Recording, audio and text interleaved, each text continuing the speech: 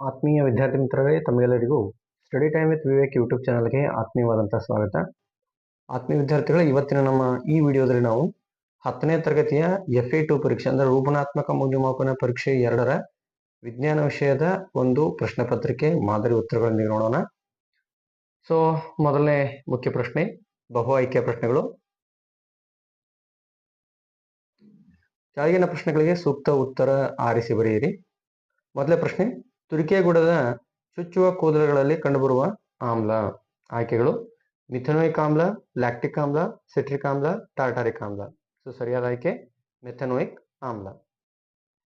ಎರಡನೇ ಪ್ರಶ್ನೆ, ಸಸ್ಯಗಳಲ್ಲಿ ಕಾಂಡದ ಮೇಲ್ಮುಖ ಬೆಳವಣಿಗೆಯು. ಆಯ್ಕೆಗಳು: ಋಣ ಗುರುತ್ವಾನುವರ್ತನೆ, ಧನ ಜನಾನುವರ್ತನೆ. ಆಯ್ಕೆ 2, ಧನ ಗುರುತ್ವಾನುವರ್ತನೆ ಮತ್ತು ಋಣ ಜಲಾನುವರ್ತನೆ. ಆಪ್ಷನ್ ಸಿ, ಋಣ ದ್ವಿತೀಯ ಅನುವರ್ತನೆ ಮತ್ತು ಧನ ಗುರುತ್ವಾನುವರ್ತನೆ. ಆಪ್ಷನ್ ಡಿ, ಋಣ ಗುರುತ್ವಾನುವರ್ತನೆ ಮತ್ತು ಧನ ದ್ವಿತೀಯ ಅನುವರ್ತನೆ. ಇಲ್ಲಿ ಸರಿಯಾದ ಆಯ್ಕೆ ಆಪ್ಷನ್ ಡಿ, ಋಣ ಗುರುತ್ವಾನುವರ್ತನೆ ಮತ್ತು ಧನ ದ್ವಿತೀಯ ಅನುವರ್ತನೆ. ಅಂದರೆ ಕಾಂಡ ಏನಾಗುತ್ತೆ ಅಂತಂದ್ರೆ ಮೇಲ್ಮುಖವಾಗಿ ಬೆಳವಣಿಗೆ ಆಗುತ್ತೆ. ಮೇಲ್ಮುಖವಾಗಿ ಬೆಳವಣಿಗೆ ಆಗುವುದರಿಂದ ಅದು ಧನ ದ್ವಿತೀಯ ಅನುವರ್ತನೆ ಅಂತ ಹೇಳಿ ಕರಿತೀವಿ. ದ್ವಿತೀಯ ಅಂತಂದ್ರೆ ಬೆಳಕು, ಅಂದ್ರೆ ಕಾಂಡವು ಬೆಳಕಿನ ಕಡೆಗೆ ಚಲಿಸುವುದು, ಇದೊಂದು ಧನ ದ್ವಿತೀಯ ಅನುವರ್ತನೆ ಅಂತ ಹೇಳ್ತೀವಿ. ಆಮೇಲೆ ಋಣ ಗುರುತ್ವಾನುವರ್ತನೆ ಯಾಕಂತೀವಿ ಅಂತಂದ್ರೆ ಕಾಂಡದ ಬೆಳವಣಿಗೆಯು ಭೂಮಿಯ ಗುರುತ್ವ ಶಕ್ತಿಗೆ ವಿರುದ್ಧವಾಗಿ ಅಂದ್ರೆ ಅಪೋಸಿಟ್ ಡೈರೆಕ್ಷನ್ ಅಲ್ಲಿ ಆ ಕಾಂಡದ ಬೆಳವಣಿಗೆ ಆಗುವುದರಿಂದ ಇದು ಋಣ ಗುರುತ್ವಾನುವರ್ತನೆ ಅಂತ ಹೇಳಿ ಕರಿತೀವಿ. ಆದ್ರಿಂದ ಆಯ್ಕೆ ಡಿ ಸರಿಯಾದ್ದು. ಮುಂದಿನ ಪ್ರಶ್ನೆ, 1 ಅಂಕದ ಪ್ರಶ್ನೆ. ಕೆಳಗಿನ ಪ್ರಶ್ನೆಗಳಿಗೆ ಉತ್ತರಿಸಿ. ಅದರಲ್ಲಿ ಮೊದಲೇ ಪ್ರಶ್ನೆ, ತಟಸ್ಥೀಕರಣ ಕ್ರಿಯೆ ಎಂದರೇನು? ಒಂದು ಉದಾಹರಣೆ ಕೊಡಿ. ಇಲ್ಲಿ ತಟಸ್ಥೀಕರಣ ಕ್ರಿಯೆ ಅಂತಂದ್ರೆ ಆಮ್ಲ ಯಾವಾಗ ಪ್ರತ್ಯಾಮ್ಲಗಳೊಂದಿಗೆ ವರ್ತಿಸ್ತದ ಅವಾಗದ ಲವಣ ಮತ್ತು ನೀರನ್ನು ಉತ್ಪತ್ತಿ ಮಾಡ್ತದ. ಈ ಒಂದು ಕ್ರಿಯೆಗೆ ತಟಸ್ಥೀಕರಣ ಕ್ರಿಯೆ ಅಂತೇಳಿ ನಾವು ಕರಿತೀವಿ. ಇಲ್ಲಿ ತಾವು ಉದಾಹರಣೆ ಗಮನಿಸಬಹುದು. ಆಮ್ಲ ಪ್ಲಸ್ ಪ್ರತ್ಯಾಮ್ಲ ಗಿವ್ಸ್ ಲವಣ ಪ್ಲಸ್ ನೀರು. ಉದಾಹರಣೆ ಸೋಡಿಯಂ ಹೈಡ್ರಾಕ್ಸೈಡ್, ಇದೊಂದು ಪ್ರತ್ಯಾಮ್ಲ, ಮತ್ತು HCl ಹೈಡ್ರೋಕ್ಲೋರಿಕ್ ಆಮ್ಲ, ಇದೊಂದು ಆಮ್ಲ. ಯಾವಾಗ ಆಮ್ಲ ಮತ್ತು ಪ್ರತ್ಯಾಮ್ಲ ಎರಡು ಸೇರಿವೆ ಅವಾಗ NaCl ಅಂತಕ್ಕಂತಹ ಒಂದು ಲವಣ ಮತ್ತು H2O ಅಂತಕ್ಕಂತಹ ನೀರನ್ನ ಉತ್ಪತ್ತಿ ಮಾಡಿದೆ. ಆದ್ದರಿಂದ ಈ ಒಂದು ರಾಸಾಯನಿಕ ಕ್ರಿಯೆಗೆ ನಾವು ತಟಸ್ಥೀಕರಣ ಕ್ರಿಯೆ ಅಂತೇಳಿ ಕರಿತೀವಿ. ಮುಂದಿನ ಪ್ರಶ್ನೆ, ಪ್ರಾಣಿಗಳಲ್ಲಿ ಪರಾವರ್ತಿತ ಚಾಪಗಳು ಶೀಘ್ರ ಪ್ರತಿಕ್ರಿಯೆಗಳನ್ನ ನೀಡಲು ಹೆಚ್ಚು ಪರಿಣಾಮಕಾರಿಯಾಗಿವೆ. ಈ ಹೇಳಿಕೆಯನ್ನ ಸಮರ್ಥಿಸಿ ಅನ್ನುವಂಥದ್ದು. ಅಂದ್ರೆ ಪ್ರಾಣಿಗಳಿಗೆ ಬಾಹ್ಯವಾಗಿ ಅಂದ್ರೆ ಪರಿಸರದಿಂದ ಬರ್ತಕ್ಕಂತಹ ಪ್ರಚೋದನೆಗಳಿಗೆ ಪ್ರತಿಕ್ರಿಯೆಯನ್ನ ನೀಡಬೇಕಾದಂತಹ ಸಂದರ್ಭದಲ್ಲಿ ಕೆಲವೊಂದಷ್ಟು ಪ್ರಚೋದನೆಗಳು ಬಹಳಷ್ಟು ಶೀಘ್ರವಾಗಿ ಅವುಗಳಿಗೆ ಪ್ರತಿಕ್ರಿಯೆಯನ್ನು ನೀಡಲೇಬೇಕಾಗಿರ್ತಕ್ಕಂತಹ ಪರಿಸ್ಥಿತಿ ಇರ್ತದೆ. ಸೊ ಅಂತಹ ಸಂದರ್ಭಗಳಲ್ಲಿ ಪರಾವರ್ತಿತ ಚಾಪ ಅಥವಾ ಪರಾವರ್ತಿತ ಪ್ರತಿಕ್ರಿಯೆ ಏನಿದೆ ಅದು ತುಂಬಾ ಪರಿಣಾಮಕಾರಿಯಾಗಿದೆ. ಹೇಗೆ ಅನ್ನುವಂಥದ್ರ ಬಗ್ಗೆ ಪ್ರಶ್ನೆಯನ್ನು ಕೇಳಲಾಗಿದೆ. ಇಲ್ಲಿ ಪರಾವರ್ತಿತ ಕ್ರಿಯೆ ಅಂದ್ರೆ ಏನು ಅಂತ ಅನ್ನೋದನ್ನ ನಾವು ಫಸ್ಟ್ ಅರ್ಥ ಮಾಡ್ಕೋಬೇಕು. ಪರಾವರ್ತಿತ ಕ್ರಿಯೆ ಅಂತಂದ್ರೆ ಪರಿಸರದಲ್ಲಿ ಉಂಟಾಗಿರ್ತಕ್ಕಂತಹ ಅಥವಾ ಪರಿಸರದಿಂದ ಬರತಕ್ಕಂತಹ ಪ್ರಚೋದನೆಗಳಿಗೆ ಹಠಾತ್ತಾಗಿ ಆಗಿಂದಾಗಲೇ ಅತಿ ಅವಸರದಿಂದ ಪ್ರತಿಕ್ರಿಯೆಯನ್ನು ನೀಡುವಂತಹ ಒಂದು ಪ್ರತಿಕ್ರಿಯೆಗೆ ಪರಾವರ್ತಿತ ಪ್ರತಿಕ್ರಿಯೆ ಅಥವಾ ಪರಾವರ್ತಿತ ಚಾಪ ಅಂತೇಳಿ ನಾವು ಕರಿತೀವಿ. ಈಗ ಉದಾಹರಣೆ, ಕೆಲವೊಂದು ಸಾರಿ ನಾವು ಬರಿಗಾಲಿನಿಂದ ನಡೆದುಕೊಂಡು ಹೋಗುವ ಸಂದರ್ಭದಲ್ಲಿ ಮುಳ್ಳು ಚುಚ್ಚಿದ್ರೆ ನಾವು ಅತಿ ವೇಗವಾಗಿ ಏನ್ ಮಾಡ್ತೇವೆ, ಅದಕ್ಕೆ ಪ್ರತಿಕ್ರಿಯೆಯನ್ನ ಸೂಚಿಸ್ತೇವೆ. ಸೊ ಈ ರೀತಿಯ ಕ್ರಿಯೆಗಳಿಗೆ ನಾವು ಪರಾವರ್ತಿತ ಕ್ರಿಯೆಗಳು ಅಂತ ಹೇಳಿ ಕರಿತೀವಿ. ಈ ಪರಾವರ್ತಿತ ಕ್ರಿಯೆಗಳು ಇವುಗಳ ಕೇಂದ್ರ ಯಾವುದು ಅಂತಂದ್ರೆ ಮಿದುಳು ಬಳ್ಳಿ. ಅಂದ್ರೆ ಈ ರೀತಿಯ ಕ್ರಿಯೆಗಳಿಗೆ ಮಾಹಿತಿ, ನರಕೋಶಗಳ ಮಾಹಿತಿ ಮಿದುಳಿಗೆ ಹೋಗೋದಿಲ್ಲ, ಮಿದುಳು ಬಳ್ಳಿಗೆ ಹೋಗಿ ಅಲ್ಲಿಂದನೇ ಪ್ರತಿಕ್ರಿಯೆಗಳು ನಿರ್ವಹಿಸಲ್ಪಡುತ್ತವೆ.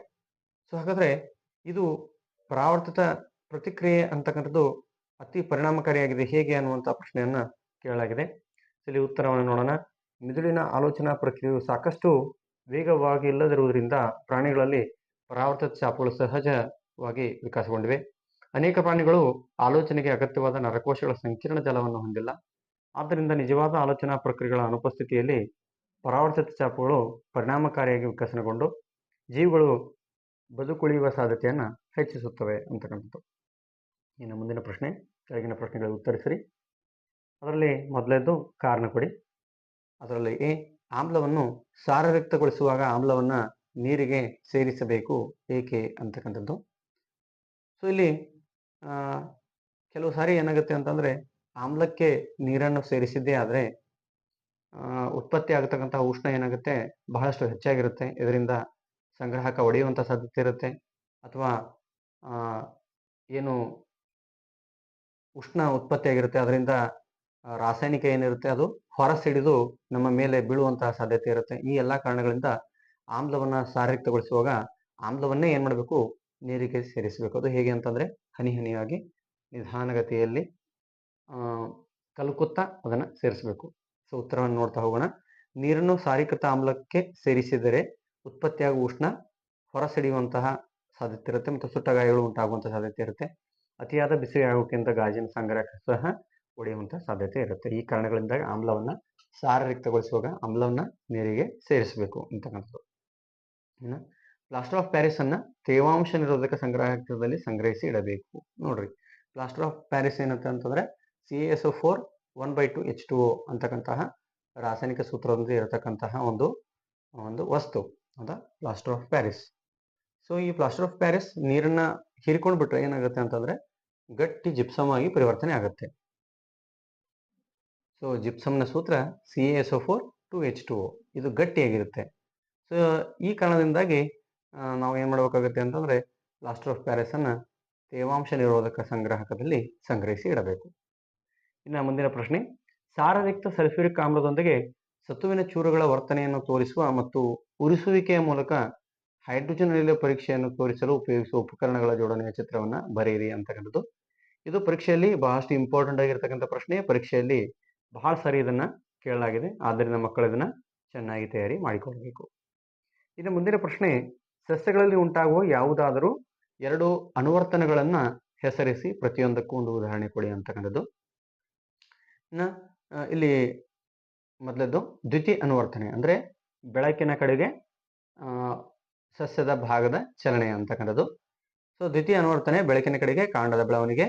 ಇನ್ನು ಗುರುತ್ವಾನುವರ್ತನೆ ಅಂತಕ್ಕಂಥದ್ದು ಭೂಮಿಯ ಕಡೆಗೆ ಬೇರುಗಳ ಬೆಳವಣಿಗೆ. ಜಲಾನುವರ್ತನೆಗೆ ಉದಾಹರಣೆ ನೀರಿನ ಕಡೆಗೆ ಬೇರುಗಳ ಬೆಳವಣಿಗೆ. ರಾಸಾಯನಿಕ ಅನುವರ್ತನೆ ಅಂತಕ್ಕಂಥದ್ದು ಅಂಡಾಣುಗಳ ಕಡೆಗೆ ನಳಿಕೆಯ ಬೆಳವಣಿಗೆ. ಮುಂದಿನ ಪ್ರಶ್ನೆ, ಈ ಕೆಳಗಿನ ಪ್ರಶ್ನೆಗಳಿಗೆ ಉತ್ತರಿಸಿರಿ. 8ನೇ ಪ್ರಶ್ನೆ, ಮಾನವನ ಮೆದುಳಿನ ನೀಳಛೇದ ನೋಟದ ಚಿತ್ರ ಬರೆದು ಭಾಗಗಳನ್ನು ಗುರುತಿಸಿ ಅಂತಕ್ಕಂಥದ್ದು. ಸೊ 2 ಭಾಗಗಳನ್ನು ಇಲ್ಲಿ ನೀಡಲಾಗಿದೆ, ಅನುಮಸ್ತಿಷ್ಕ ಮತ್ತು ಮೆಡುಲ್ಲ.